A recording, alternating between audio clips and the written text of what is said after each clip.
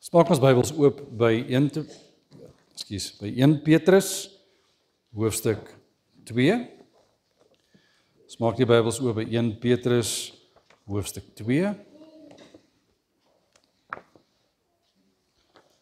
Ons is op die vooravond van Paasfees. En wanneer ons deur die lydingsweke stap, en daar is gewoonlik 7 weke wat ons in gedagte kom van Christus se lyding en sy sterwe aan die kruis. Dis in hierdie tyd wat ons in besonder dink aan Christus en sy werk. Ons lees in 1 Petrus 2 vanaf vers 18.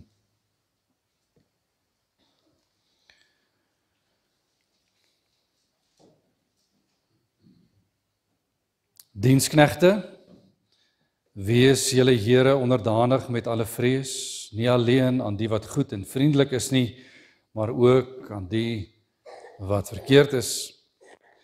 Want dit is genade as iemand ter wille van die gewete voor God leed verdra deur onregverdig te ly, want watter roem is daar as julle verdra wanneer julle sonde doen en geslaan word? Maar as julle verdra wanneer julle goed doen en ly, dit is genade by God.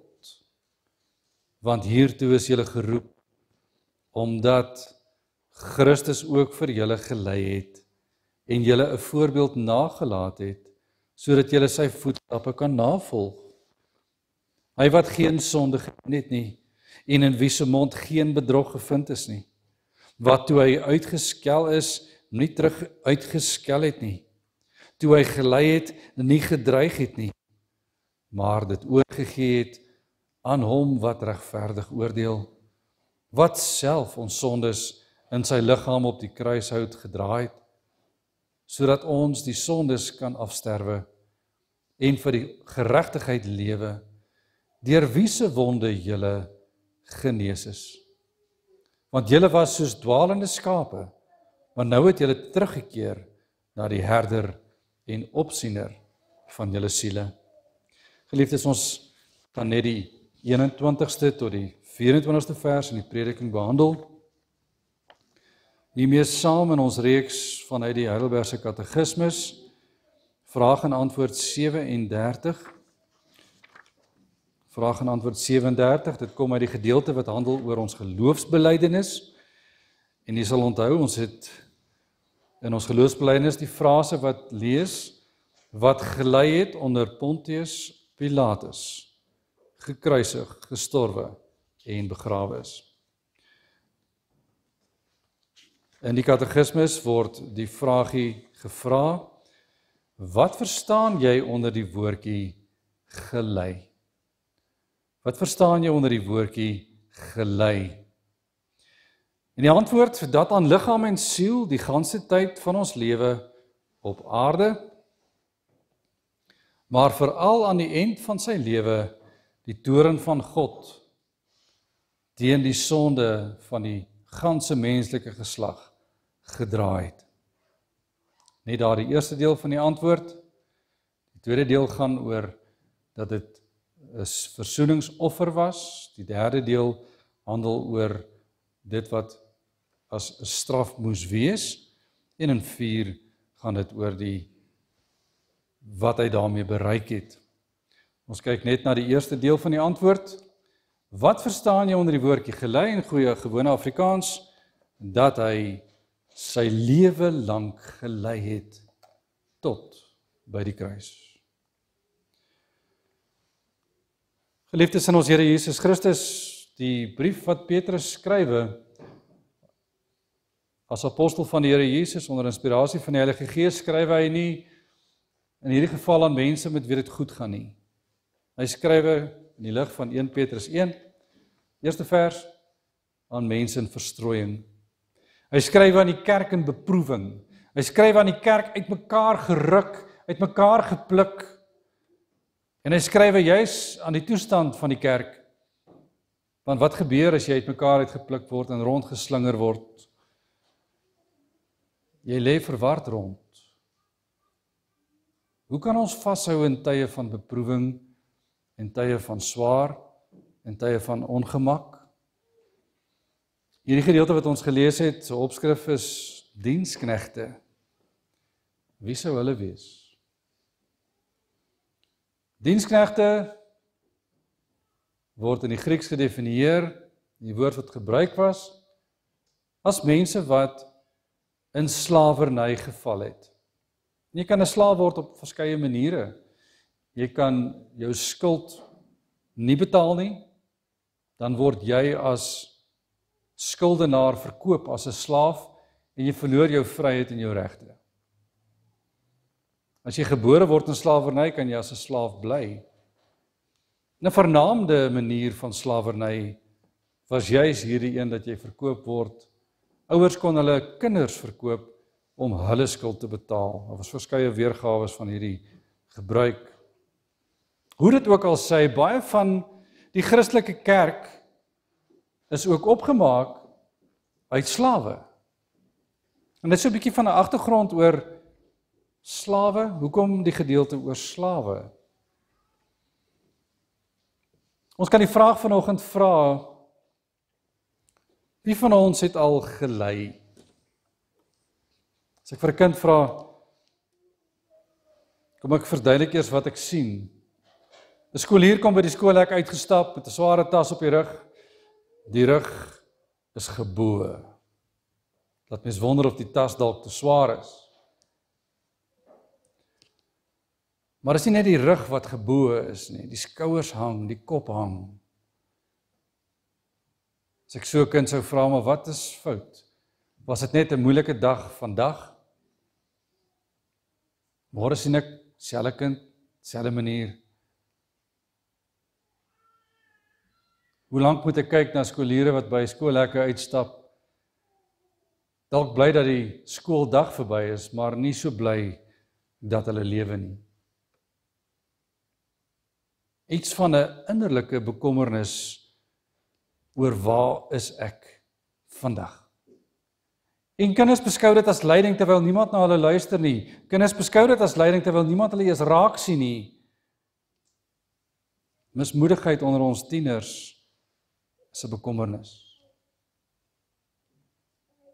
Stel hierdie gedrag glad nie op by laerskool nie. In geval die vlak laerskool, die grondslagfase. Stel dit nie op by kleintjies nie.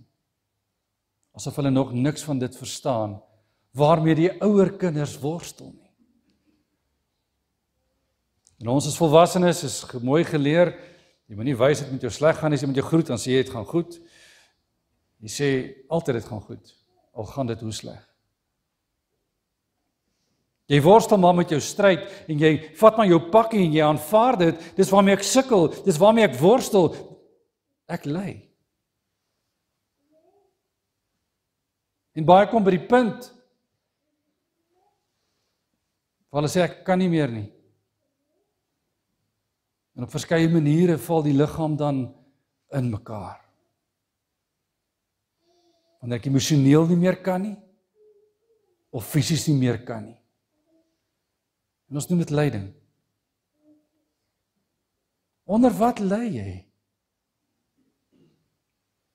Grappie is altyd vertel, in my jonger dae, onder die omstandighede gaan dit alraai. En wat soek jy daar, onder die omstandighede? Kom daar uit. Vandag klink dit dalk soos 'n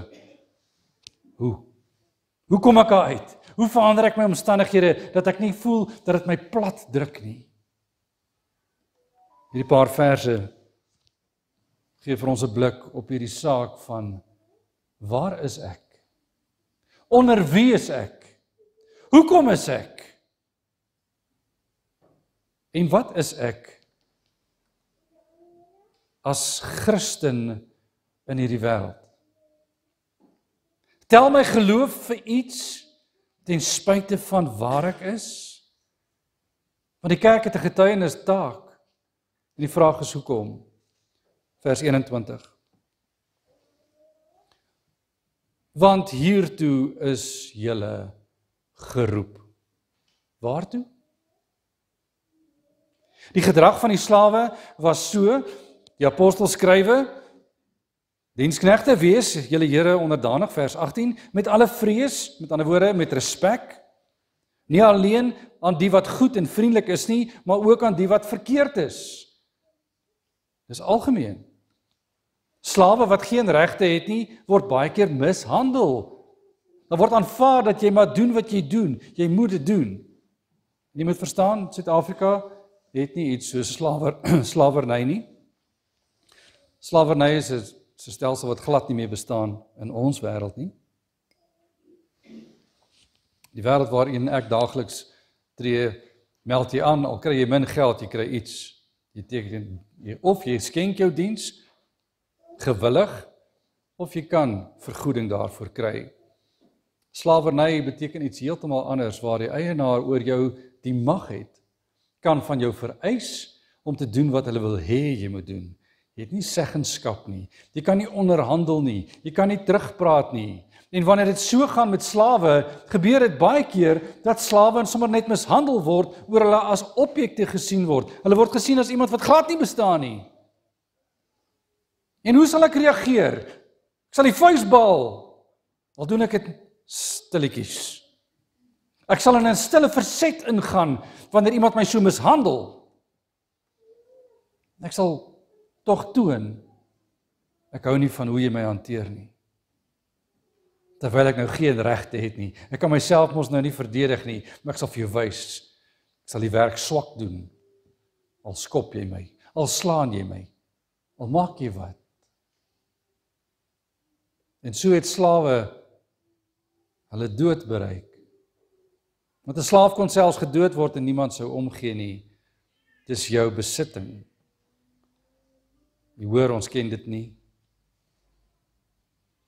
Maar ons ken swaar. Ons ken ongemak, ons ken die gesukkel. En ons ken hierdie gevoel van ons wil graag in weerwil teen jou uitdagende houding iets teen jou doen, al is dit net om die werk stadig te doen. Dit het ons lus om te doen. Behoort ons so op te tree?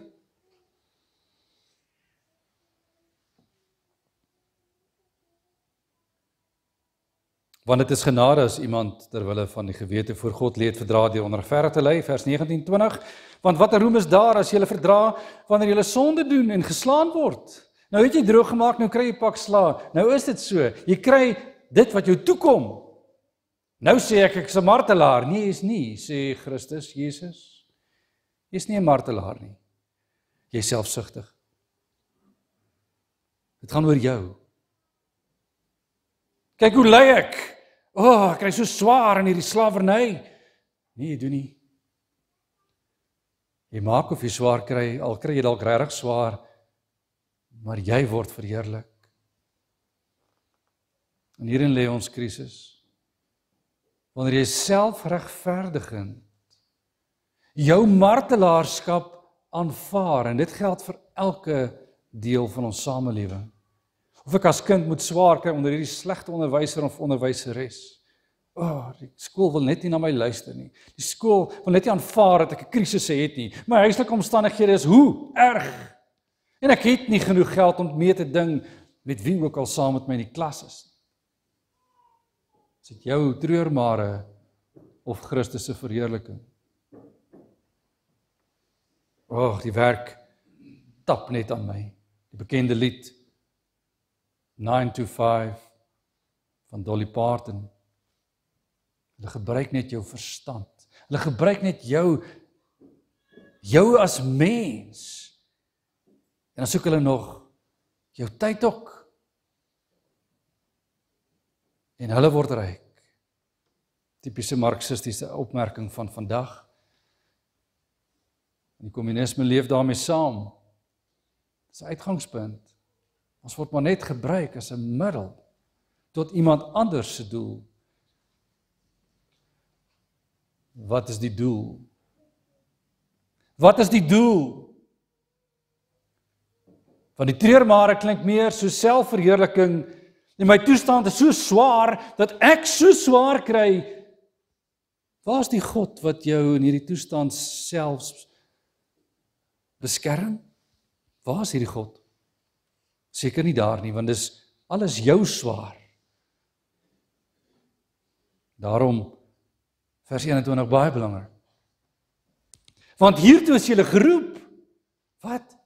Roeping is 'n vaste uitdrukking in die teologie, wat sê, jy word geroep om te wees waar jy moet wees. Jy word geroep om te wees waar jy moet wees, waar jy moet werk, waar jy moet leef, waar jy moet skool gaan, waar jy moet arbei. Want wie het jou asem gegee? Wie het hom aan jou verbind? En hier word die verbintenis verdiep.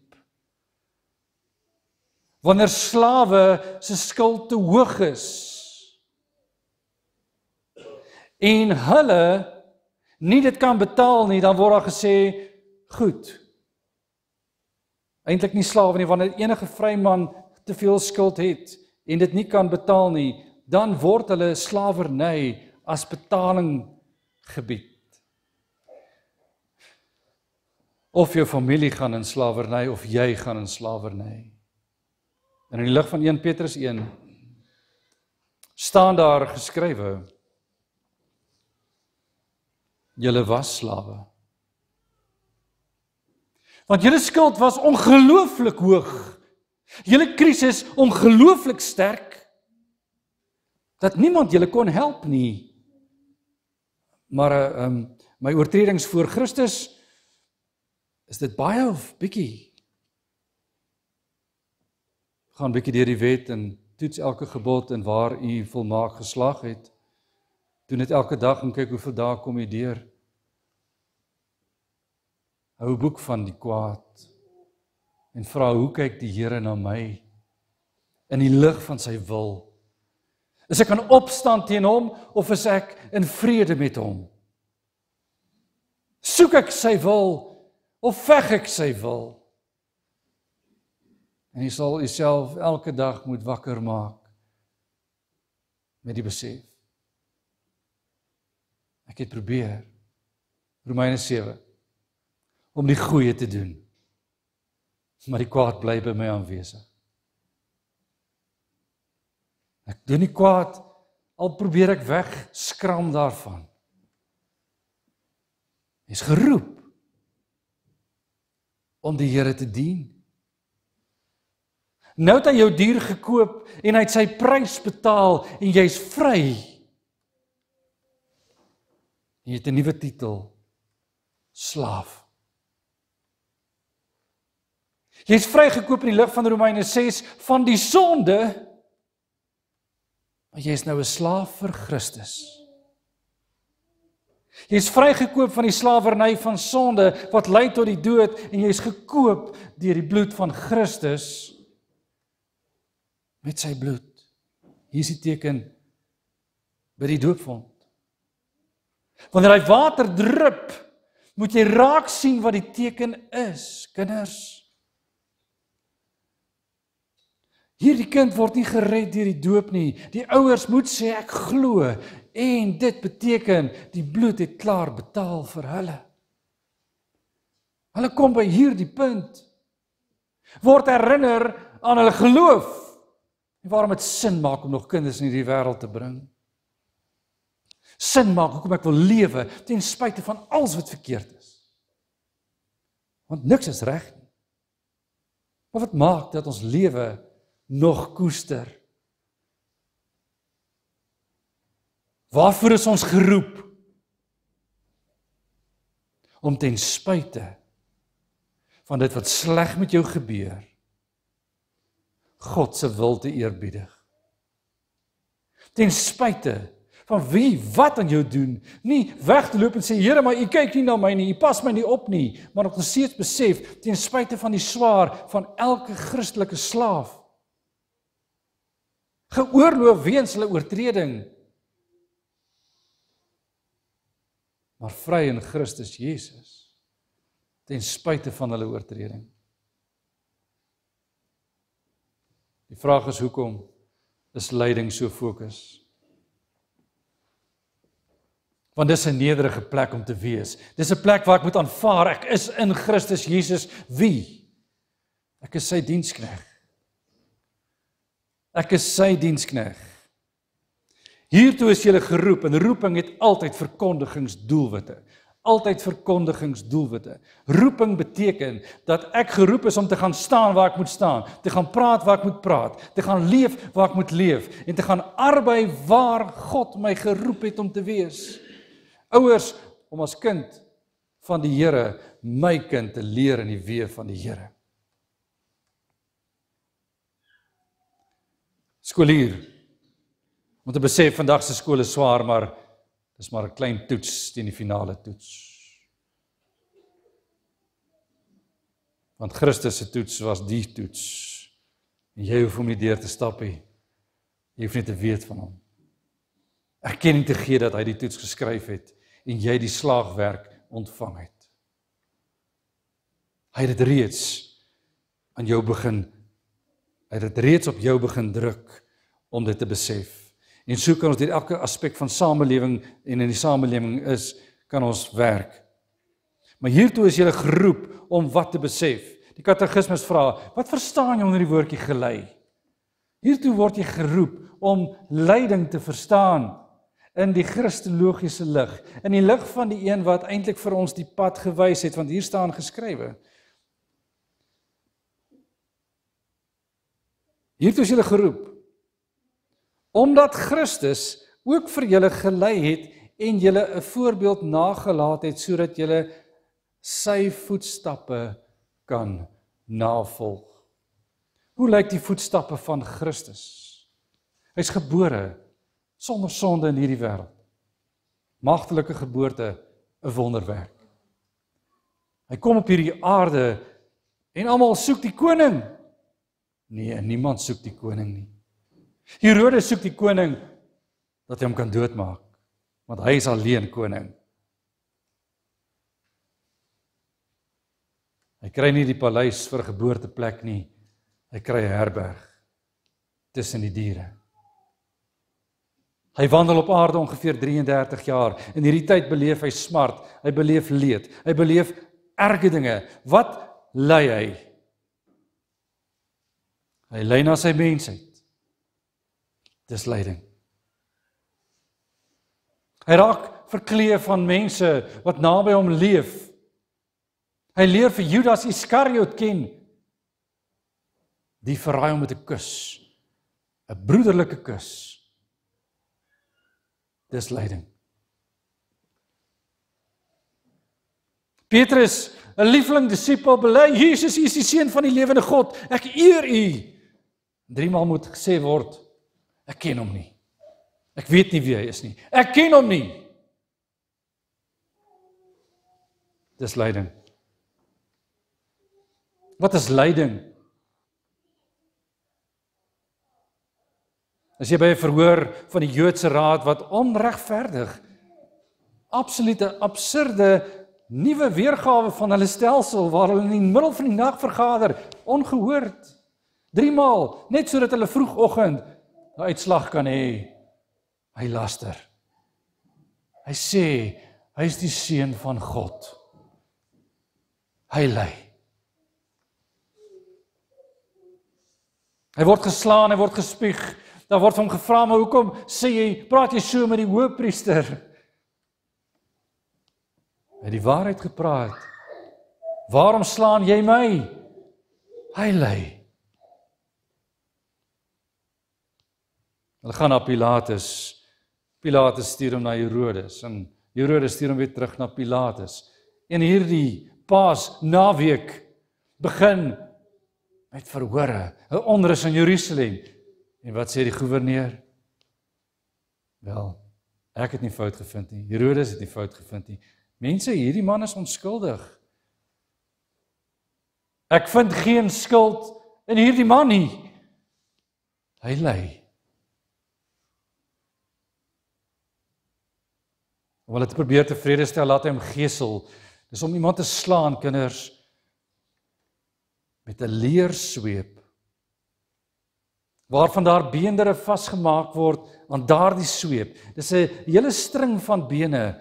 En wanneer jy sagte vlees van 'n mens val op jou rug slaan, ruk jy stukke vleis uit. Dis 'n lelike prentjie wat ek vir niemand wil wys nie. Maar dink die seerste wat jy al gekry het, toe jy vasgehardloop het aan iets en daar 'n stuk van jou vleis uitgeruk is. Wat so gevoel, né, mamma? Al was dit net 'n klein skeur uit sy been. Ons ken pyn. Ons ken lyding. Ken ons die prentjie? Hy ly. En daardie gemartelde toestand moet hy 'n kruis dra, al is dit net 'n deel van 'n kruis. En hy is op hierdie Via Dolorosa, 'n pad na die plek van veroordeling. En hy val, want hy kan nie meer. Hy kan nie meer nie. Sy kragte is klaar. En wanneer hy daar opstaan, het iemand sy kruis geneem. Simon, 'n man van Sirene. Wanneer hulle by Golgotha kom, is die lydende knegg op pad.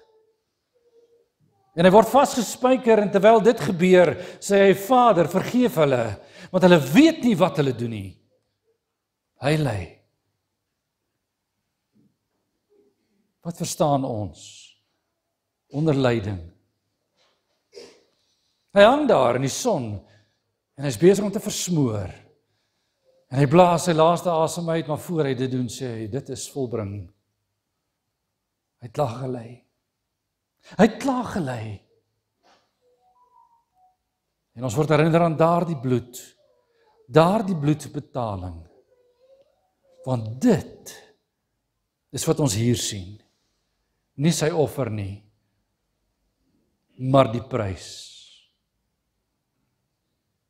Ons sien wat hy gedoen het. En ons vra maar, hoekom doen hy dit sonder om skuldig te wees? Katekismus het al geantwoord, die skrif het dit mooi verduidelik. Want iemand het gesondig. En die ganse menslike geslag dra saam aan hierdie leed. Wat sal ons doen? Wie kan vir ons betaal? Hy het deur te ly. Tot aan die einde. En die hoogtepunt aan die kruis. Kinders, kyk hierna.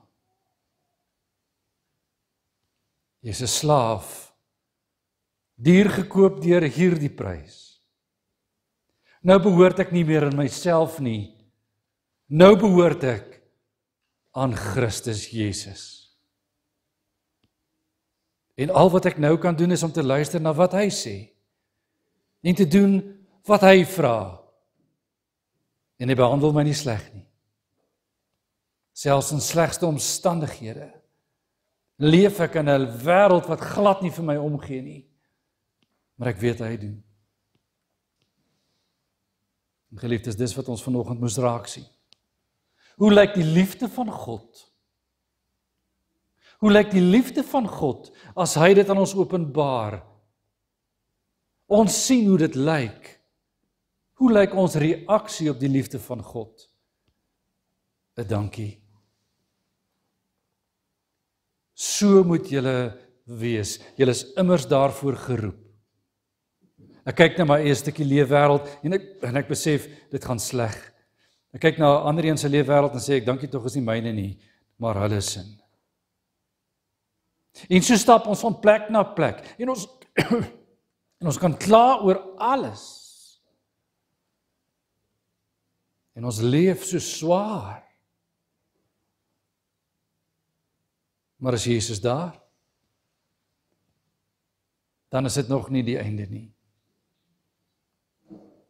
En daarom is dit vir ons 'n roeping om 'n getuienis te wees ten spyte van slegte omstandighede. Ten spyte van slegte omstandighede by werke, ekonomie, regering.